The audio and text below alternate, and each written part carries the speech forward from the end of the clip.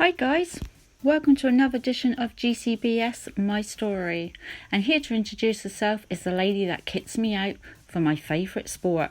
Over to you, Emily.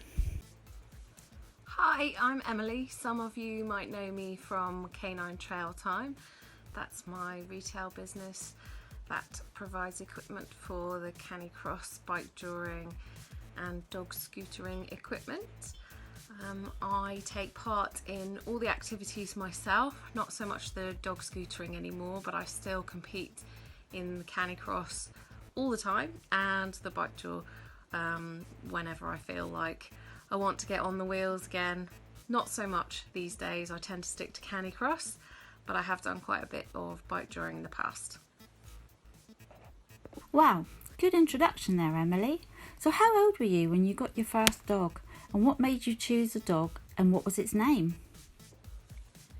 So I sort of grew up with dogs. I got my first dog when I was about 6 years old, and there was a choice in our house when my hamster died between a puppy or a tarantula. Needless to say, the puppy won. I was going to be quite happy with the tarantula, but we did actually get a puppy from the Scottish Society for the Prevention of Cruelty to Animals, and that was my first dog. She was called Daisy, and she was the best behaved dog I've ever had.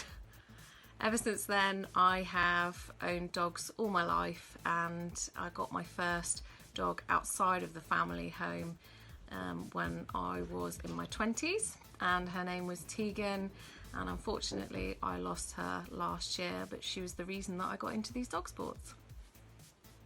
So can I ask you to introduce to the nation all your furry friends you have at home with you? I currently have 4 dogs. They are all rescues. I've got, my oldest is Judo, who's a border collie, and he is now retired from any sort of racing, but he still comes running with us. My next dog is Donnie, who is going to be 9 this month. He has always been my Bikejour dog.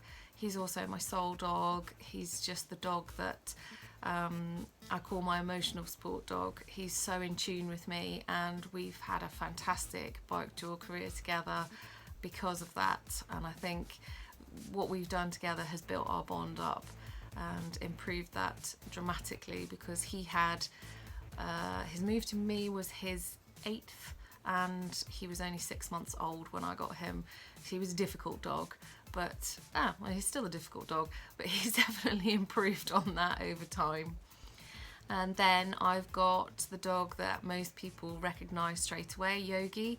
He is my 8 Below Husky rescue dog, who doesn't look like a husky at all. He's 50% Siberian Husky, and then 25% Greyhound, 25% Saluki. So although he looks and in theory should be the perfect running dog, he's actually inherently lazy, and he cracks me up with his ability to not care about running. But he is a really, really good distance dog because of that, because he doesn't pull too hard and he just settles into a really nice steady rhythm with me. So he is hopefully going to do a lot more long distance stuff with me over the next sort of 18 months, 2 years, and we'll see how we get on. Then my latest dog is Delta Pup. She is currently, as of May 2020, 10 months old, so we're just beginning to do the groundwork with her now, training the voice commands and getting her sort of used to wearing harnesses, being out and about running with the others, so she's picking a lot up off them. So she pulls like a tank. She is a Spaniel cross. I should have said Donnie is a Spaniel cross as well. And I have to say, the Spaniels seem to have an incredible work ethic when it comes to running in harness. So I think she is going to be one to watch. She's definitely pulling me around at the moment. So how did you first hear about Canicross sport? So a friend of mine actually said to me, Emily, you've got to look into Canicross. It's this crazy sport where people run around with their dogs attached to them, and it's brilliant. It gets them out and about, and I think that Tegan, which was my Husky Cross, the first dog that I had, would really benefit from this because it's great for them. So I was like, okay, I'm not a runner, but I'll give this a go. and I went along to my first race with my 2 dogs. I started off racing 2 dogs, crazily enough, and just absolutely loved it. I realised as soon as I did that first race that I was going to be hooked on this, and this was something that I was going to really enjoy. So I was very grateful to that friend for thinking that I was crazy enough to do this and introducing me to Canicross. So which part of the sport do you enjoy the most, Emily, and why? So the bits of the sport that I enjoy the most, I have to say, are the social side of it now. I really enjoy meeting people who are like-minded and sort of getting to know other people and their dogs. But really it's about having that bond with your dog and learning to work with your dog, particularly if that dog is a little bit difficult, and doing something together that really tests you both, basically. They need to have quite a bit of faith in you, particularly on the bike or if you're scootering, and you need to have a lot of faith in them, because you need to know that their voice commands are good, so that they're not going to tip you over if they see something like a squirrel on the trail. So it's about team effort, and I really love that about all the sports that we do. Okay, so how often do you drag us out of our beds, put the harness on, put your trainers on, in the cold, in the wet, drag us out for a run? You think you're dragging us, but actually it's us dragging you. We're making you train, we're making you run. Yeah, we enjoy it because it's fun. How about you? So I tend to train Canicross mainly. I am quite lazy when it comes to training. I don't do an awful lot of speed work. I'm not really interested in getting faster these days, and so I tend to just enjoy my runs when I go out with the dogs, and do that probably 4 or 5 times a week. And usually I'm racing at the weekend, so I would only go out maybe 3 times during the week for a run. Bikejoring training, I used to go out sort of maybe once, maybe twice a week when I was properly training for Bikejoring, but now I tend to just use the races as training, which is not the best advice that I would give everyone, but I do know my dogs and I know that they can cope with that because they are fit, and we do a lot of other training as well. So my training consists mainly of just pootling around the countryside, enjoying it and making the most of it. Do you enjoy training? How long have you been training for? And what exactly do you get up to? So if I were to give you an example of a training routine, I think it would probably be for the longer distance Canicross stuff that I do now, because that tends to suit me more. So I would go out for 2, maybe 3 shorter, quicker runs, although they're never quick these days, and then a longer run once a week, and increasing that week on week. So if I was going to do something like a half marathon, which I've done quite a few of now, I would start off by upping from, say, 3 miles to 4, and then 6, maybe 8 miles, 10 miles, and then sort of 12 miles, 13, possibly just before the event, to know that I can do the distance. But I don't tend to do a lot of speed work or hills or anything like that. I just incorporate bits and pieces into my weekly routine as I would normally, and don't tend to think about it, to be honest, which sounds terrible, but I have been doing this for 10 years now and did used to do a lot more regimented training, but don't find I have the time or the energy for it anymore. So really my training is about enjoying it. So glad you enjoy training with us, Emily. Can you give any recommendations to new participants of the sport to help them start out? So my advice to a newcomer to the sport would be to get yourself in with a really good local group.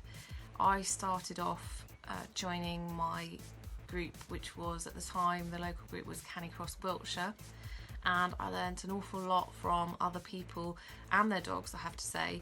about the sport and the equipment, and I would never have learned about all the races if I hadn't have met up with the group. So it's a really vital way to get in, with the sport and to learn more about etiquette, trail etiquette, about what's useful for dogs in terms of feeding and everything surrounding the dog sports. So your groups are a fantastic source of free information. Food. Oh, you had to mention food, didn't you, Emily? Right, let's get my mind back on it now. Okay then. So, other than your Canicross and your Bikejoring, what other hobbies and activities do you do with us guys? So, aside from the Canicross and the Bikejoring that we do, I also do a bit of agility for fun with the dogs.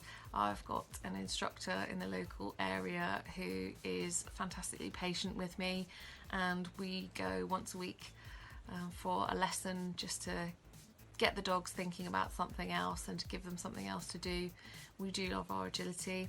We've also had a go at the canine athletics, which is sort of obstacles and bits and pieces that like lure coursing just in a straight line, to see how they get on with that, and we've had great fun with that. All just extra little different things to do to keep the dog's brains ticking over, other than the sports which we do. Can I ask you to talk about one of your fondest memories of being a dog owner? Maybe one of your proudest moments too? I think my fondest memory relating to my dogs is connected with Donnie.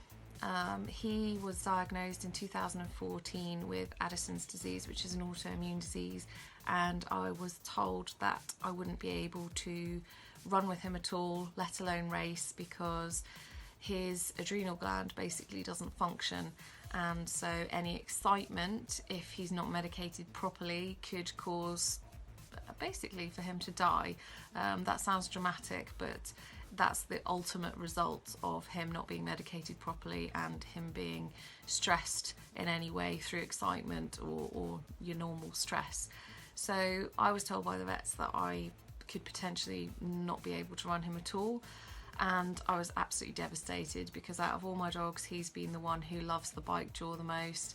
He absolutely lives for running around and causing havoc. So I was determined that I was going to find a way to get him safely back into the sports that he loved.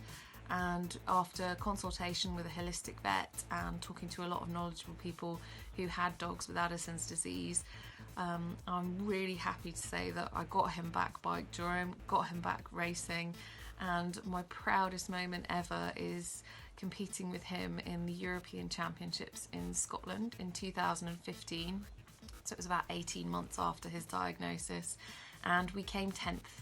And I can't explain how good that felt to have sort of overcome that, and he's such a happy dog, basically managed now on the medication for his issue, and although he's semi-retired from the biking now, I'm glad that I got to carry on for a few more years with him, and he got to do what he loves doing the best. Amazing, absolutely amazing. Well, thanks for sharing that beautiful story with us, Emily. Now, can I ask you this one thing? What's your favourite course? Go on, tell us why. So my favourite course, if you know me, you'll know the answer to this. It's got to be Pembury in South Wales. I absolutely love Pembury, and I would recommend to anyone who hasn't been there for a race to have a look and see if you can get to any of the races that are there. Canicross run races there, and also the British Sled Dog Federation, the BSSF, will also be running their Welsh National Championships there, I think for the foreseeable future, because it's such a lovely course.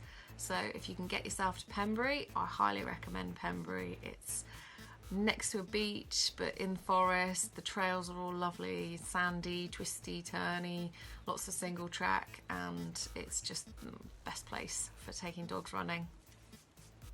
So before we wrap this up, Emily, can I just ask you one more question? Why would you recommend this sport to others? I would recommend all these sports for other people on the basis that I got into this because I had dogs that I was finding difficult to manage without having some form of decent exercise, and it's a safe way to exercise dogs who might not otherwise be able to go off the lead. And I've found that people are quite accepting of your dog if your dog is reactive, so people don't automatically look at you like you've grown two heads if your dog isn't the friendliest with other dogs, and you can channel some of their excess energy into something positive and really change their behaviour through these sports as well. I found that there's a lot of support from other people to get going now, and you can find a huge amount of information out there on the internet and through groups on Facebook. So if you're thinking about giving it a go, I would say definitely do it. It's great fun and the dogs absolutely love it.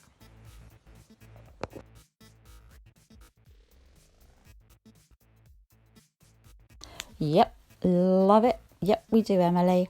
Wow, that was an amazing interview by Emily Thomas there. And me, Kona, of course. The girl in black, you know. The cute one. Yep. The one who gives you the eye.